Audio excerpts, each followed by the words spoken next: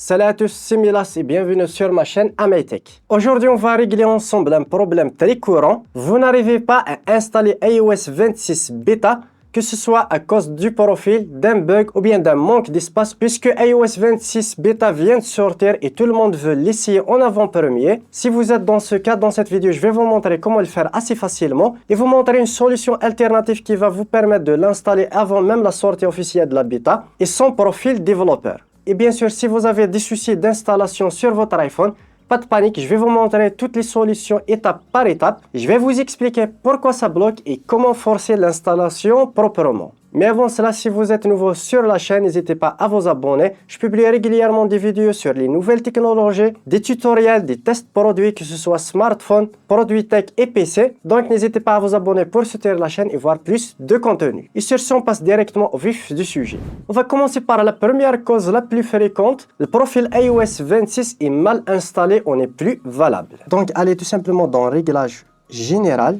On descend juste un petit peu. Sur VPN et gestion de l'appareil, vous cliquez dessus. Si vous avez un profil connecté juste ici, vous pouvez directement supprimer, ce qui va permettre de supprimer l'ancien profil bêta iOS et vous pouvez directement essayer de faire la mise à jour en allant directement dans le général mise à jour. Vous attendez un petit peu, il va chercher directement la version bêta tout simplement. Deuxième problème le plus fréquent, c'est le manque d'espace sur votre iPhone. Donc essayez de libérer de l'espace sur votre iPhone puisque iOS 26 bêta nécessite souvent plus de 6 à 10 Go d'espace libre minimum. Donc, essayez de supprimer les applications inutiles ou très lourdes, les jeux, les applications montage, etc. Videz l'album supprimé récemment dans Photos. Allez aussi dans les réglages stockage photo et videz le cache Safari, les fichiers système lourds, etc. Surtout, évitez d'installer la mise à jour en mode économie d'énergie aux données mobiles actives. Utilisez simplement le Wi-Fi et le chargeur. Passe à la troisième partie. Si vous avez une erreur qui bloque ou bien un bug système ou bien un iPhone qui reste sur vérification de la mise à jour, utilisez le logiciel Tenosha Reboot pour forcer une mise à jour propre sans passer par iTunes. Et bien sûr, sans perdre vos données. Le logiciel est assez simple et intuitif et vous pouvez d'ores et déjà faire la mise à jour vers iOS Beta.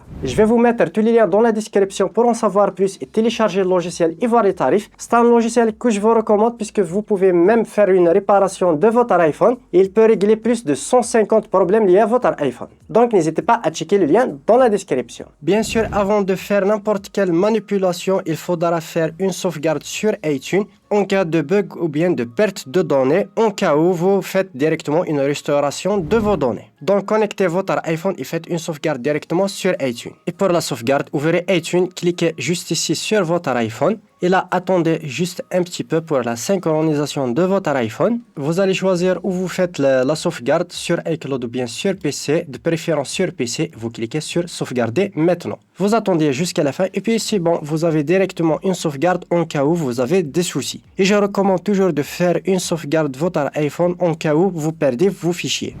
Voici l'interface de logiciel Reboot. Si vous l'avez déjà installé, faites une mise à jour pour bien sûr ajouter la version iOS 26 Beta. Pour ce faire, on va connecter tout d'abord notre iPhone avec le câble USB. Voilà, il va le détecter automatiquement comme tu peux le voir. Bien sûr, les iPhones compatibles sont de l'iPhone 11 supérieur. Donc, si vous avez un ancien iPhone XS, XS Max, iPhone 8, etc., la version Beta iOS 26 n'est pas compatible. Donc, voici l'interface logicielle. Elle est assez simple ici pour faire une réparation des problèmes iOS. Entrer, sortir, mode de récupération, mise à jour et rétrogradation. Si vous voulez, par exemple, revenir même à une version ultérieure ou bien faire une mise à jour, ce qu'on va faire, on va cliquer dessus.